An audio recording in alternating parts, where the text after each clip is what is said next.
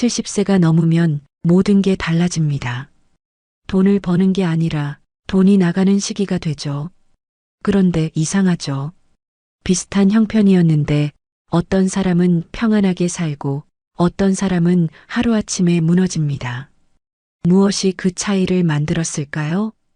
오늘은 70세 이후 사람들의 현실 속에서 그 이유를 하나씩 이야기해 보려 합니다.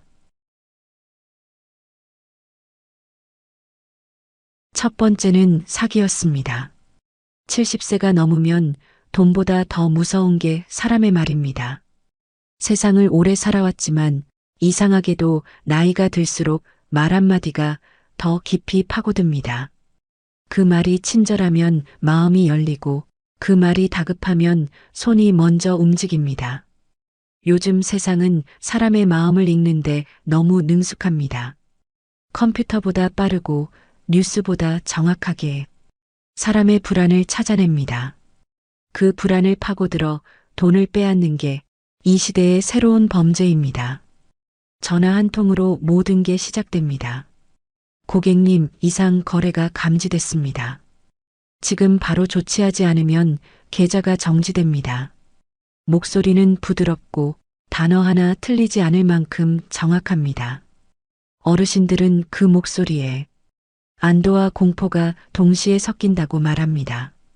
순간 머릿속은 하얘지고 이걸 지금 바로 해결해야 한다는 생각만 남습니다. 손끝이 떨리는데도 계좌번호를 묻는 상대의 말이 너무 자연스럽습니다. 이제는 실제 은행원조차 그 사기꾼보다 말투가 덜 믿음직스럽다고들 하죠. 사기를 당한 사람들은 대부분 이렇게 말합니다. 탐욕이 아니라 불안이었어요. 돈을 잃을까봐, 신용이 망가질까봐, 가족에게 피해가 갈까봐. 그 두려움이 판단을 가려버립니다. 하지만 사기의 무서움은 돈을 잃는데 그치지 않습니다. 그 이후의 삶이 완전히 바뀌어 버립니다. 전화벨이 울리면 심장이 두근거리고 은행 창구 앞에서도 손이 떨립니다. 아무리 친절한 안내를 들어도 이번엔 진짜일까? 라는 의심이 먼저 듭니다. 노년의 사기 피해는 단순한 재산 손실이 아닙니다. 평생 쌓아온 세상에 대한 신뢰가 무너지는 일입니다. 그래서 돈보다 마음이 더 오래 상처로 남습니다. 이런 피해를 겪은 이들은 생활 습관부터 바꿉니다. 모르는 번호는 절대 받지 않고 계좌는 두 개로 나누어 한쪽은 이체 한도를 낮춥니다. 통장 대신 현금을 봉투에 나눠 넣어두고 돈의 흐름을 눈으로 확인하려 합니다. 그 작은 습관들은 단지 돈을 지키는 방법이 아니라 내 삶을 다시 통제하는 연습이기도 합니다. 사기를 당한 사람은 다시 세상을 배우는 셈입니다. 어떤 목소리를 믿어야 하고 어떤 말에 흔들리지 않아야 하는가. 70세 이후의 돈은 단순히 쓰기 위한 게 아닙니다. 그건 나를 지키기 위한 장치이고 마음의 안정장치입니다. 돈은 다시 벌 수 있지만 믿음은 한번 무너지면 회복하기 어렵습니다. 그걸 지키기 위해 요즘 많은 노인들이 말합니다. 은행보다 사람보다 이젠 내 손이 제일 믿음직스럽다. 사기꾼들은 사람의 욕심을 노린다지만 노년의 사기는 다릅니다. 그들은 사람의 외로움을 노립니다. 자식의 전화가 반가운 나이, 낯선 번호 하나에도 따뜻한 목소리를 기대하는 나이. 그 틈에 사기는 들어옵니다. 그래서 진짜 노후의 돈 관리란 금액을 불리는 게 아니라 마음을 다스리는 일입니다. 두려움에 흔들리지 않고 내가 지킬 수 있는 만큼만 움직이는 것. 그게 사기를 막는 첫걸음이자 내 노후를 지키는 마지막 방어선입니다. 두 번째는 자녀의 결혼입니다. 부모에게 결혼은 축복이자 부담입니다. 70세가 넘은 나이에 맞는 결혼은 기쁨보다 계산이 먼저 떠오르는 행사입니다. 요즘은 간소하게 한대요. 식장은 작은 데로 하고 밥만 하면 돼요.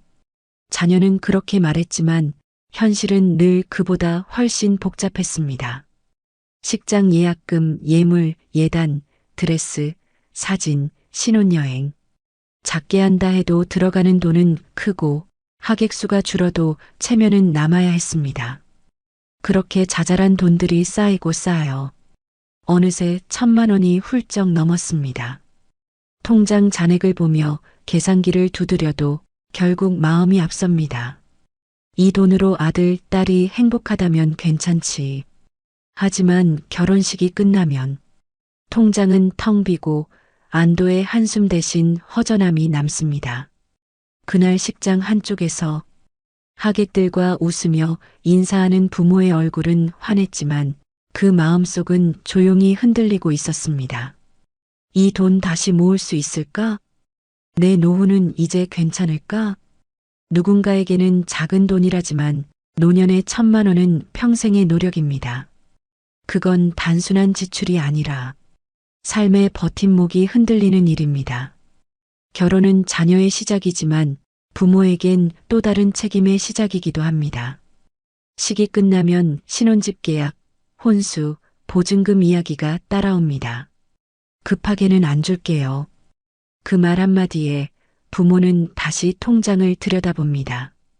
결혼식 준비 과정에서 가장 많이 듣는 말은 괜찮아요, 부모님. 입니다.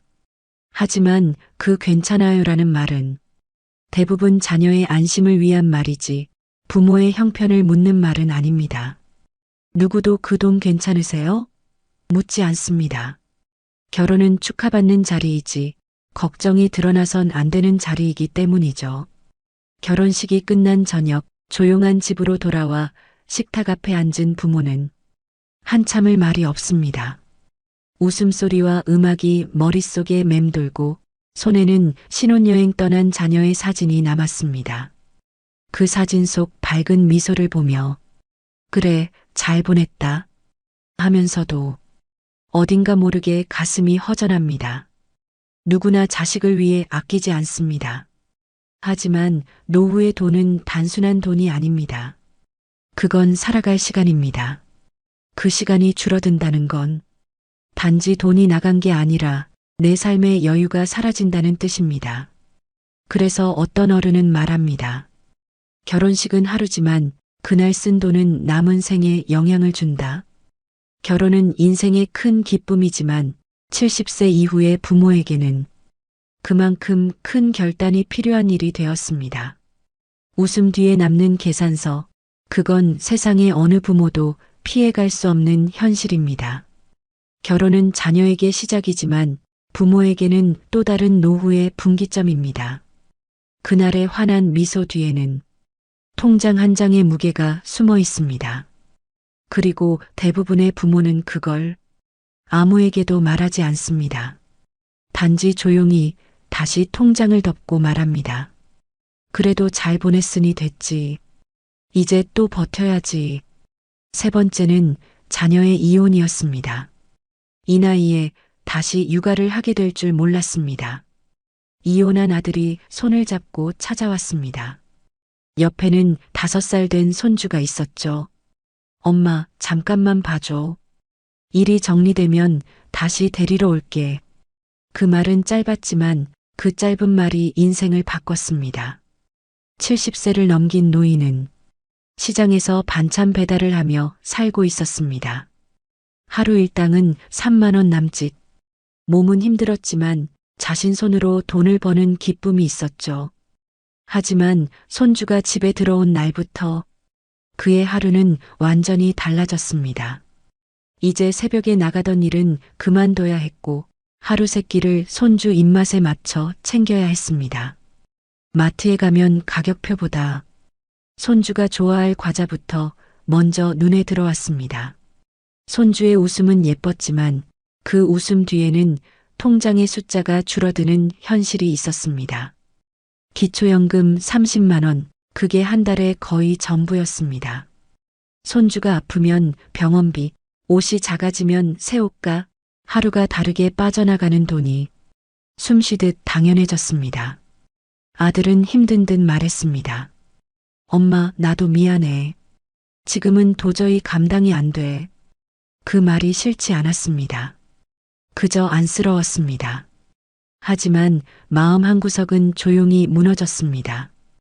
이 나이에 또 아이를 키우는 게 맞을까? 그녀는 새벽에 잠에서 깨 작은 방에 누운 손주를 봅니다. 손이 작고 숨소리가 고릅니다. 그 모습을 보고 있으면 속이 미어지면서도 마음이 따뜻해집니다. 그래도 이 아이 덕분에 내가 버틴다. 그렇게 스스로를 다독입니다. 하지만 몸은 정직합니다. 허리는 자주 쑤시고 무릎은 계단 한 칸마다 비명을 냅니다. 약국에서 파스 한 장 붙이면서 그녀는 속으로 중얼거립니다. 이 아이 초등학교만 가도 좋겠다. 시간이 지나면서 생활은 조금씩 더 팍팍해졌습니다. 전기요금 고지서가 올 때마다 손주가 TV를 오래 봤던 게 떠올랐습니다. 그럴 때면 괜히 미안해졌습니다. 이런 마음을 아이에게 보이면 안 되는데 그래도 손주는 웃습니다. 할머니, 나 내일 유치원에서 발표해. 그 말에 모든 근심이 잠시 멎습니다. 하루의 피로가 그 한마디에 녹아내립니다. 그녀는 웃으며 말합니다. 그래, 우리 멋지게 하자. 그녀는 알고 있습니다. 이 손주가 자라면 언젠가는 떠날 거라는 걸. 그때가 되면 아들도 다시 새 삶을 살겠죠. 하지만 자신은 그만큼의 시간을 잃게 됩니다. 손주의 웃음이 꺼진 밤, 가끔은 자신이 사라진 사람처럼 느껴집니다. 나는 언제부터 다시 내 삶을 살 수 있을까? 그녀는 저녁마다 작은 수첩을 펼칩니다. 마트 영수증, 병원비, 간식값. 매일 적어두지만 끝에 늘 같은 문장이 따라옵니다. 괜찮다. 그래도 오늘도 잘 버텼다. 노후의 빈곤은 돈이 없어서만 오는 게 아닙니다. 예상치 못한 책임이 찾아올 때 몸보다 마음이 먼저 무너지는 겁니다. 그래서 그녀는 말합니다. 돈이 힘든 게 아니라 다시 시작해야 하는 게 힘들어요. 이 나이에 다시 누군가를 키운다는 건 기쁨과 고통이 한 몸인 일입니다. 아이의 웃음은 위로가 되지만 그 웃음을 지키려면 자신의 노후가 조금씩 사라져갑니다. 그녀는 오늘도 손주를 재운 뒤 작은 방 불을 끄고 앉습니다. 밖에서는 바람 소리가 들리고 벽에 걸린 사진 속엔 젊은 시절의 자신이 웃고 있습니다. 그녀는 조용히 그 사진을 바라보며 말합니다. 그래도 이 아이가 있어 다행이야. 그래서 나는 아직도 버틸 수 있어. 70세 이후의 삶은 누구나 다시 무언가를 책임질 수 있는 나이입니다. 문제는 돈이 아니라 그 책임을 감당할 체력과 마음, 그리고 여유입니다. 그 여유가 바로 이 나이에 가장 필요한 현금의 힘입니다. 네 번째는 재난이었습니다. 뉴스에서 늘 보던 일이었는데 그 일이 내 집에서 일어날 줄은 몰랐습니다. 그날도 비가 왔습니다. 하루 종일 쏟아지던 비가 밤이 되자 점점 굵어졌습니다. 지하로 내려가는 계단에 물이 차오르기 시작했고 몇 분 뒤엔 신발장까지 잠겼습니다. 서랍 속에 넣어둔 통장, 도장, 현금 봉투까지 모두 물속으로 사라졌습니다. 70세의 노인은 그날 새벽 겨우 손전등 하나 들고 밖으로 나왔습니다. 발밑에선 진흙물이 흘러내리고 집은 이미 형체를 잃어가고 있었습니다. 평생 일하며 모은 것들이 눈앞에서 떠내려가는 걸 그저 멍하니 바라볼 수밖에 없었습니다. 아침이 되자 뉴스에 어디 침수 피해라는 자막이 떴습니다. 그 이름 속에 자신의 동네가 포함돼 있었습니다. 이웃 몇 명이 찾아와 말했습니다. 그래도 다치지 않으셔서 다행이에요. 그 말이 위로였지만 마음 한편은 허무했습니다. 그래, 몸은 멀쩡하지만 이제 어디로 가야 하지? 며칠 뒤 주민센터에서 임시 거주시설을 안내받았습니다. 이불 한 채, 옷 몇 벌을 들고 들어갔지만 마음은 여전히 집에 남아 있었습니다. 내 평생 모은 게 이렇게 하루아침에 사라질 줄이야. 재난은 사람의 마음을 바꿉니다. 그전엔 통장에 찍힌 숫자를 보며 안심했지만 이제는 현금이라는 단어의 의미가 달라졌습니다. 급할 때 쓸 수 있는 돈, 손에 닿는 돈이 진짜 내 돈이라는 걸 그제야 알게 됐습니다. 보험이 있었더라면 어땠을까? 하지만 노년의 보험은 늘 늦습니다. 갱신 시기를 놓쳤고 보장 내용은 젊을 때와 달랐습니다. 보상금은 생각보다 적고 복구비는 턱없이 많았습니다. 지금은 임대 아파트에 살고 있습니다. 가구는 중고로 들여왔고 냉장고는 이웃이 쓰던 걸 물려줬습니다. 그래도 다시 밥을 해 먹고 불을 켤 수 있다는 사실이 감사했습니다. 하지만 여전히 불안은 남았습니다. 다음번엔 어떻게 하지? 이젠 진짜로 남은 돈이라도 지켜야겠다. 그 후 그는 현금을 세 부분으로 나누었습니다. 생활비, 비상금, 재난대비금. 세 번째 봉투엔 절대 손대지 말 것이라 적었습니다. 그 돈은 새로 가전 사는데도 손주의 선물에도 쓰지 않았습니다. 언제 또 닥칠지 모를 한 번의 밤을 위해 그저 그대로 두었습니다. 이웃들은 말했습니다. 노인네가 무슨 돈을 그렇게 숨겨? 그는 그저 웃었습니다. 숨기는 게 아니라 살아남으려는 거지. 그날 이후 그는 비소리가 들리면 먼저 창문을 닫습니다. 하수구를 살피고 전기 코드를 뽑고 가방 속엔 늘 손전등 하나를 넣어둡니다. 이제는 비가 무섭습니다. 비는 단지 자연이 아니라 삶의 균형을 무너뜨릴 수 있는 존재가 되었습니다. 사람들은 말합니다. 재난은 언젠가 지나간다. 하지만 그에게 재난은 아직도 현재 진행형입니다. 비 오는 날이면 젖은 집 냄새가 떠오르고 물 위에 떠내려가던 사진들이 생각납니다. 그럼에도 그는 살아갑니다. 빗소리가 창문을 때릴 때마다 그는 조용히 통장 잔액을 확인합니다. 지금 있는 이 돈으로 다시 한번 버틸 수 있을까? 그에게 현금은 단순한 돈이 아닙니다. 그건 살아남을 힘입니다. 누군가는 예금을 자산이라 부르지만 그에겐 비상금이 생명줄이었습니다. 그 돈이 있어야 밥을 먹고 이불을 사고 다시 삶을 시작할 수 있었습니다. 홍수는 그에게서 많은 걸 빼앗아갔지만 한 가지를 남겨줬습니다. 돈의 진짜 의미. 그건 여유가 아니라 생존입니다. 그리고 그는 오늘도 말합니다. 이젠 통장보다 내 손에 쥔 현금이 더 믿음직하다. 언제 세상이 다시 흔들릴지 모르니까. 다섯 번째는 마지막 순간의 이야기입니다. 사람은 누구나 언젠가 떠납니다. 하지만 준비된 사람과 그렇지 않은 사람의 마지막은 놀라울 만큼 다릅니다. 70세를 넘기면 몸이 먼저 변합니다. 혈압약, 당뇨약, 통증약이 식탁 위에 자리 잡고 병원은 일상이 됩니다. 하루 두세 번 약을 챙겨 먹는 게 이제는 자연스러운 습관이 되죠. 병원비는 생각보다 빠르게 늘어납니다. 보험이 있어도 본인 부담금이 적지 않고 입원이라도 하면 하루 20만 원이 훌쩍 넘어갑니다. 간병인을 부르면 하루 10만 원, 한 달이면 300만 원이 넘습니다.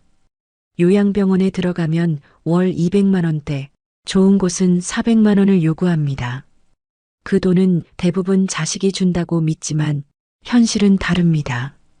자식도 자기 생활이 있고 손주 학원비에 대출까지 떠안은 세대입니다.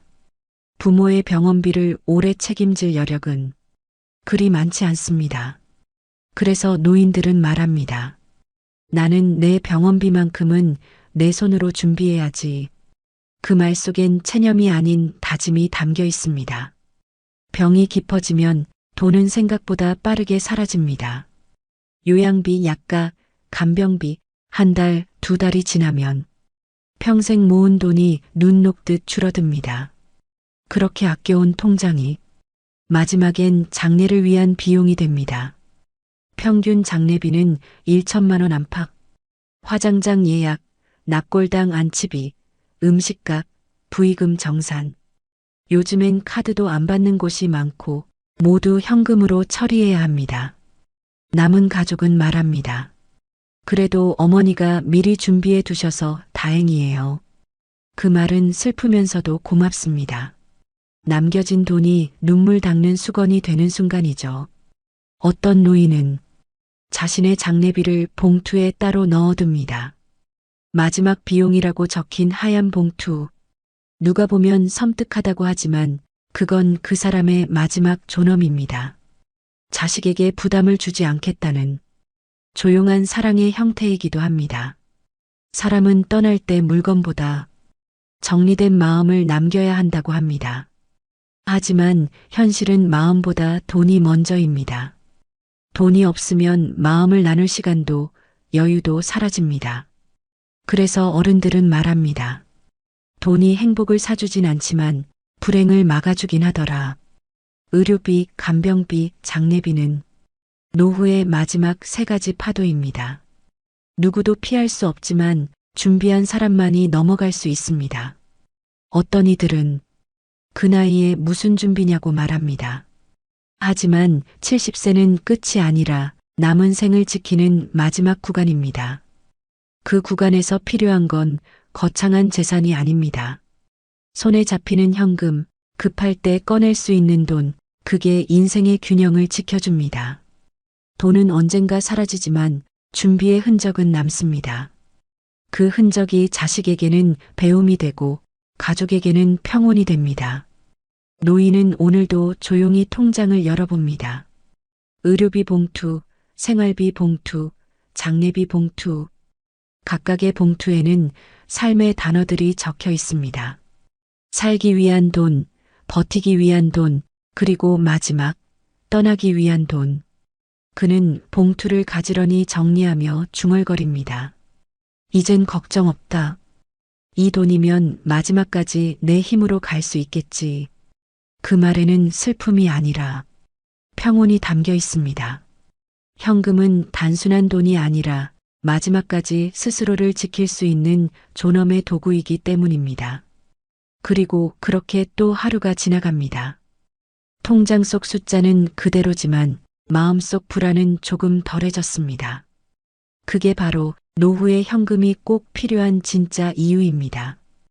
6번째는 숫자가 말하는 현실입니다. 통계청 자료에 따르면 부부 기준 최소 생활비는 월 240만 원, 적정 생활비는 약 336만 원 수준이라고 합니다. 이건 그럭저럭 사는 삶과 조금은 여유 있는 삶의 경계선이죠. 하지만 이 숫자는 어딘가 비현실적으로 들립니다. 통계 속의 삶은 늘 일정하고 예상 가능한 지출만을 전제로 합니다. 그러나 실제 노후의 삶은 그보다 훨씬 불규칙하고 더 예민합니다. 월세가 조금만 올라도 병원 한 번 다녀와도 생활비의 균형은 바로 흔들립니다. 전기요금과 난방비는 해마다 달라지고 식료품 가격은 계절마다 변합니다. 오늘은 버틸만 했지만 내일은 불안해지는 게 노후의 일상입니다. 통계가 말하는 240만 원은 살아만 가는 비용입니다. 그 안에는 병원비도 손주에게 건네는 용돈도 갑작스러운 고장 수리비도 들어있지 않습니다. 즉, 현실은 언제나 숫자보다 큽니다. 노인들이 가장 자주 하는 말이 있습니다. 이번 달은 괜찮았는데 다음 달이 걱정이야. 이건 단순한 푸념이 아닙니다. 그만큼 돈의 흐름이 일정하지 않다는 뜻입니다. 한 달은 병원비, 한 달은 수도세, 그 다음 달은 손주 생일, 이렇게 돌발 지출이 반복되면 예산은 금세 무너집니다. 실제 통계에서도 60대 이상 가구의 3가구 중 1가구는 적자를 본다는 결과가 있습니다. 즉, 연금과 근로소득을 합쳐도 지출을 다 감당하지 못한다는 뜻이죠. 그래서 현금이 필요합니다. 예금이 아니라 급할 때 꺼낼 수 있는 실제 돈 말입니다. 통장은 마음의 거울입니다. 잔액이 안정적으로 유지될 때 사람은 마음이 편해집니다. 하지만 숫자가 줄어들면 마음의 여유도 함께 사라집니다. 그때부터는 돈의 크기보다 돈이 언제 빠져나갈까가 더 큰 두려움이 됩니다. 노후에 돈은 많고 적음이 문제가 아닙니다. 흐름이 멈추는 순간 삶의 리듬이 무너집니다. 그래서 노인들에게 필요한 건 돈을 더 버는 법이 아니라 돈을 오래 지키는 법입니다. 현금은 그 흐름의 완충제입니다.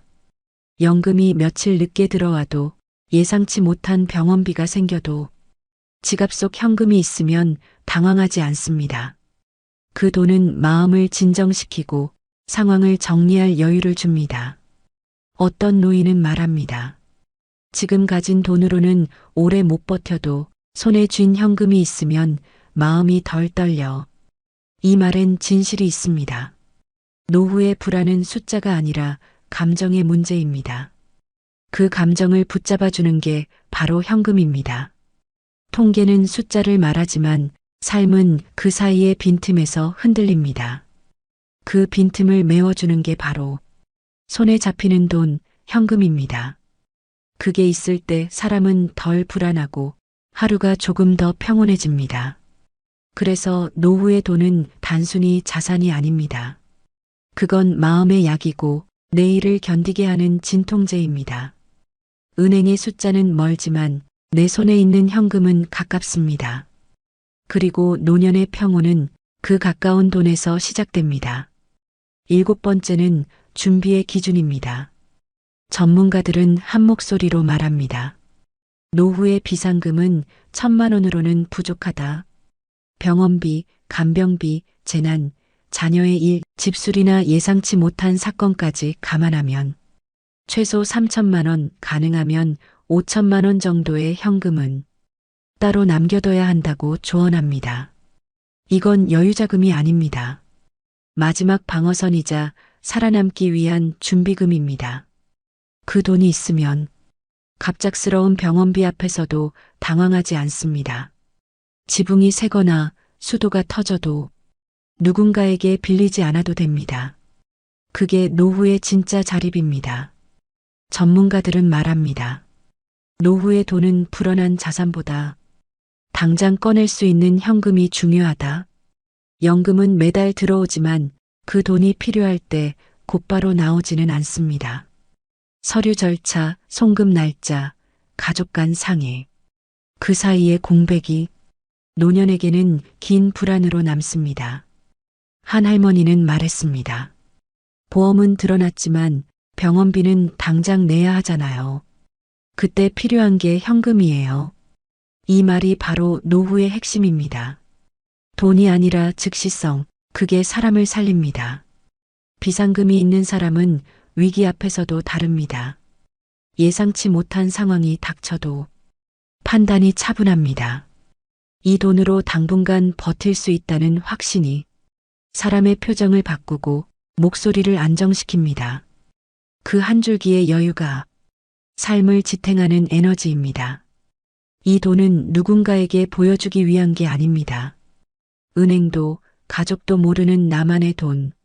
그건 노인의 자존심이자 마지막 자립입니다.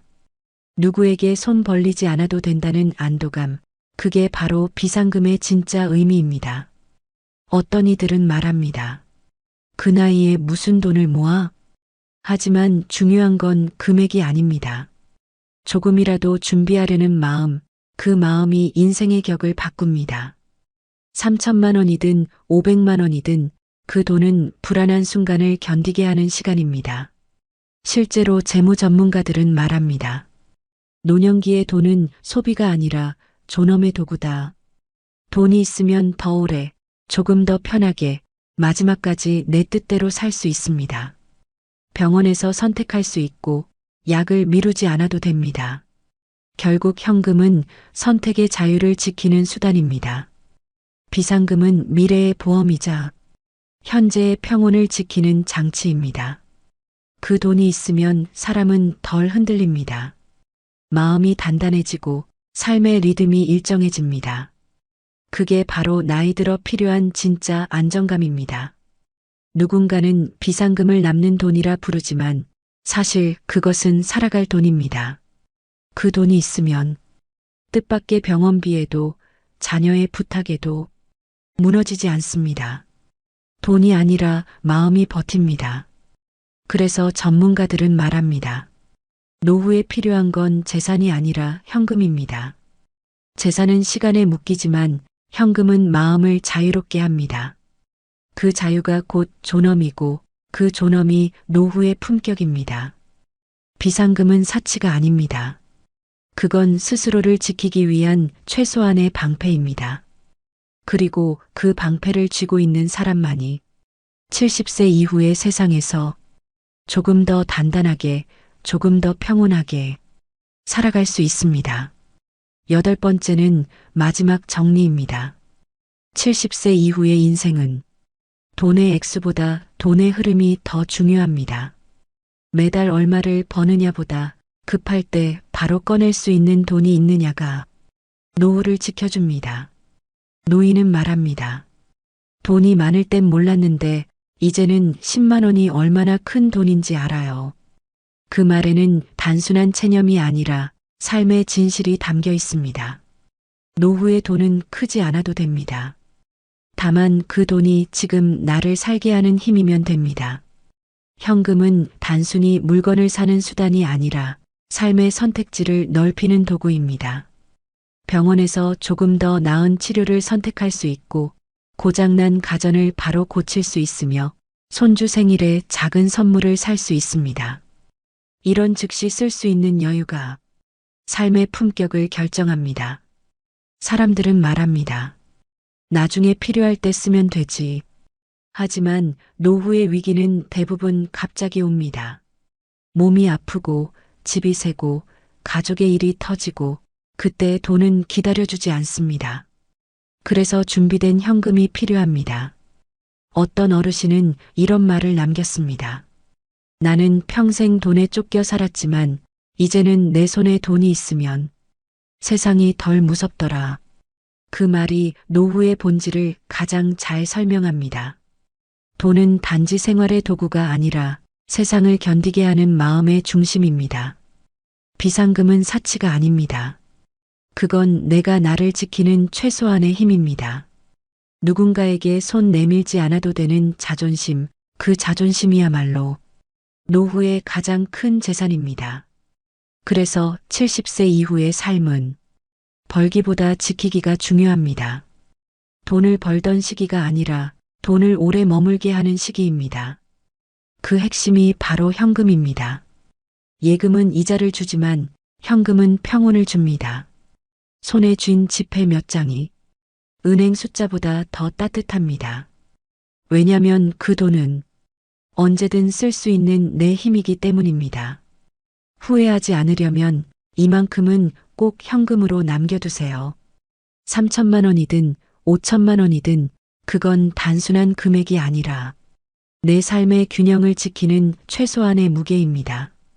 그 돈이 있으면 예상치 못한 날씨에도 갑작스러운 병원비에도 마음이 덜 흔들립니다. 돈이 불안의 이유가 아니라 안정의 근거가 됩니다. 노년의 평온은 거창한 부자에게 오지 않습니다.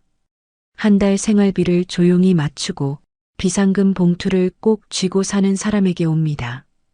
오늘 하루가 평범하더라도 그 평범함을 지켜주는 건 바로 당신 손에 쥔 그 돈입니다.